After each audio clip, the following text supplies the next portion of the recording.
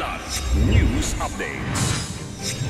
Mga balita ngayon, pagbabalik loob ng 44 na kasapi ng Communist Terrorist Group na tupad sa pagtutulungan ng LGU at militar sa Negros Occidental. 91 na mga miyembro ng Philippine contingent para sa Myanmar earthquake relief umalis na. Kasabwat sa pagpatay sa negosyanteng si Dominic Sitin, umamin at tinukoy ang utak ng krimen.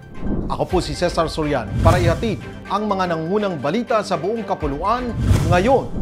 Isang patunay ng tagumpay ng kapayapaan at pagkakaisa ang turnover sa mga pangunahing programa ng pamahalaan sa pangunguna ni Negros Occidental Governor Eugenio Jose Lacson, katuwang ang 303rd Infantry Brigade sa pamumuno ni Brigadier General Ted Dumosmog at ang 79th Infantry Battalion kamakailan.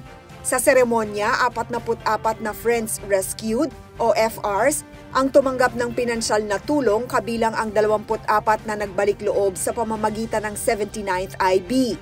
Ipinahayag ng FRs ang kanilang pasasalamat sa suporta ng gobyerno at itinuwid ang maling paniniwala na sila'y pahihirapan kapag sumuko. Isa sa mga natulungan ay si Alias Kulot, isang dating kasapi ng CTG.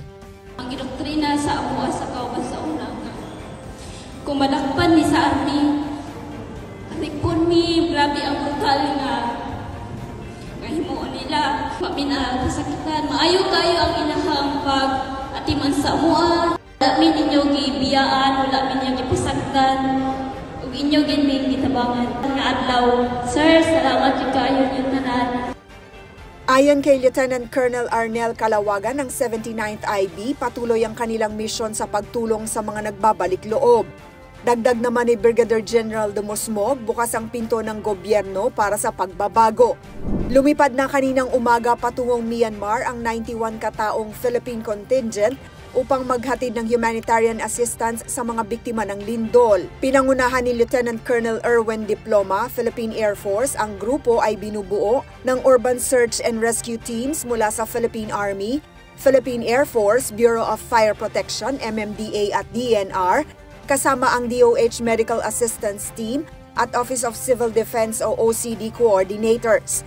Gamit ang tatlong C-130 aircraft, dala ng grupo ang search and rescue equipment at medical supplies para sa 2 linggong operasyon. Ipinapakita ng misyong ito ang dedikasyon ng Pilipinas sa pagtulong sa mga nasalanta ng sakuna at pagpapalakas ng pandaigdigang kooperasyon. Umamin sa korte si Adrian Rementilla, kilala rin bilang Ryan Rementilla at Oliver Fuentes, na isa sa mga sangkot sa pagpaslang sa negosyanteng si Dominic Sitin noong 2018 sa Subic. Sa kanyang pag-amin, tinukoy niya si Alan Dennis Sitin, kapatid ng biktima, bilang mastermind ng krimen. Sa pagdinig kamakailan sa Regional Trial Court Branch 7 sa Maynila, inamin ni Rementilla ang kanyang partisipasyon sa krimen na mas nagpapatibay sa kaso laban kay Alan Dennis Sitin. Matapos ang pagdinig, inilipat si Rementilla sa Manila City Jail ayon sa kautusan ng korte. Samantala, patuloy ang proseso ng repatriation ni Alan Dennis Sitin mula Malaysia matapos siyang arestuhin noong March 22, 2025 sa tulong ng Philippine Embassy, Police Regional Office 3 at Royal Malaysia Police. Para sa Kidlat News Channel, ako si Rosalyn Sinchonco, nag-uulat. Ako po si Cesar Sorian, kasama nyo sa bawat pagputo ng balita.